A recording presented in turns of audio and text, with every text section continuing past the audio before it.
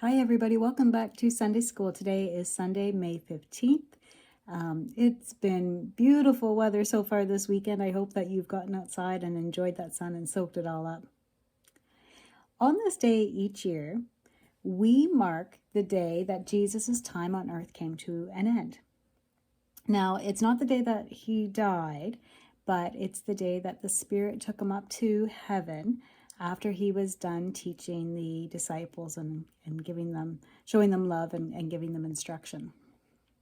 So if you remember, Jesus died and he came back to life 3 days later. And when he came back to life, what happened? Well, he stayed with his disciples for 40 days and he saw people he cared about and he saw many people and continued with his lessons. He wanted to make sure that everyone was prepared for when it was time for him to go. And then it was time for him to go back to heaven for good. So he and his disciples went to the top of a mountain and his friends watched as he ascended or rose up to heaven. His friends and followers were initially very, very sad to see him go, but they started to share memories and they started to talk about all the experiences that they had with Jesus and all the things that he taught them. And as they remembered him and they thought on those teachings, they felt stronger. They felt joy. And then they remembered the one thing that Jesus had said: God's Spirit will come to you. The Holy Spirit, and the Holy Spirit will make you strong, and the Holy Spirit will help you know what to do.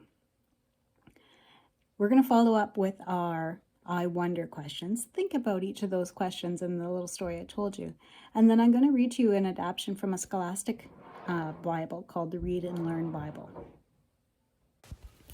It's time for our I wonder questions. I wonder what it felt like to watch Jesus ascend or rise to heaven. I wonder how you feel the Spirit giving you strength. I wonder how you know what to do. Have you ever felt that way, that you just knew what to do? Jesus is taken to heaven. Jesus stayed with the 11 apostles for 40 days. He spoke with them about God's kingdom. One day, he said, "Don't leave Jerusalem yet. Wait here. John baptized people with water, but soon you will be baptized with the Holy Spirit." A few days later, one of the apostles asked him, "Lord, are you now going to give Israel its own king again?" Jesus said that they did not need to know what God had planned or when the events would happen. "But the Holy Spirit will come upon you and give you power," he told his faithful friends. "Then you will tell everyone about me, people in Jerusalem, in Judea, in Samaria, and everywhere in the world." After Jesus had said this, a cloud appeared over their heads. Then right before their eyes, Jesus was taken up into the cloud. The apostles could not see him, but they kept looking up at the sky as the cloud rose higher and higher. Suddenly, 2 men dressed in white clothes were standing beside them. They said to the apostles, "Jesus has been taken to heaven, but he will come back in the same way that you have seen him go." So there you go. You've heard 2 tellings of that story, and both of them mention strength. When you think of strength, what do you think of? Do you think of muscles?